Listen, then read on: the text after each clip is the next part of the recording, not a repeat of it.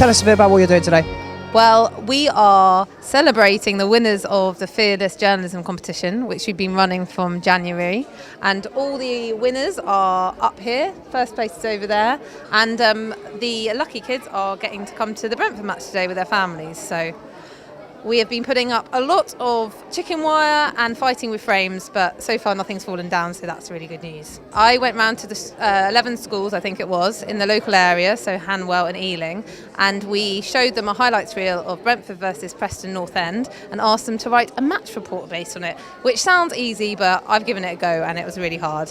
We've got a couple of things going on. So indoors, we've got the Fearless Foundation, which we work closely with them. There's been a Fearless Journalism competition going on, and we've done this for the last few seasons. It's really successful, so you'll see around all the young people have written pieces of work, and today's the celebration of that work with the schools.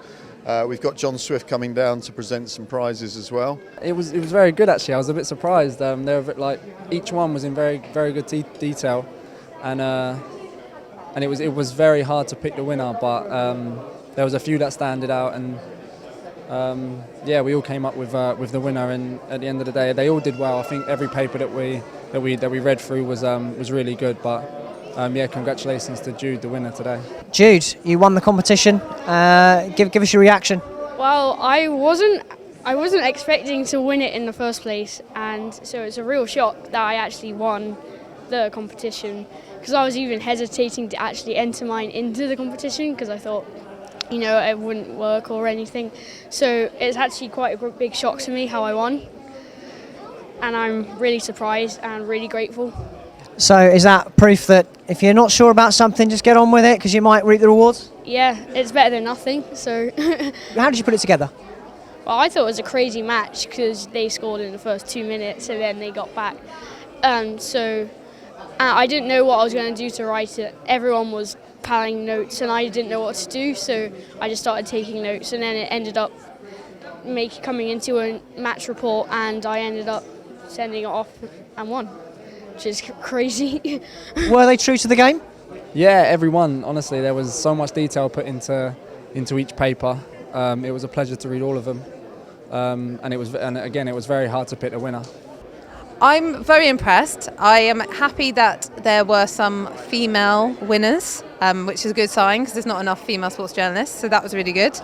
Some good headlines, and really, really good. I've noticed the winner was actually, I think, one of the boys who kept on asking me questions, so I think the moral of the story is ask questions, win prizes. It doesn't seem a whole year since we were in another venue, I know, but nevertheless, it's wonderful to see all you children doing what Joe and Chris have been helping at the schools with, and you should be very, very proud of yourselves, and your parents very proud of you. And Danny was my son, and he was a sports journalist, and he travelled all over the world, and he met press photographers, sports people, but he loved his job. It really is worth spending the time to actually read young people's work and the imagination that goes into it. And I think it just shows how a football club can be creative, and obviously football runs right through our backbone, but there's all sorts of ways that we can engage people of all ages.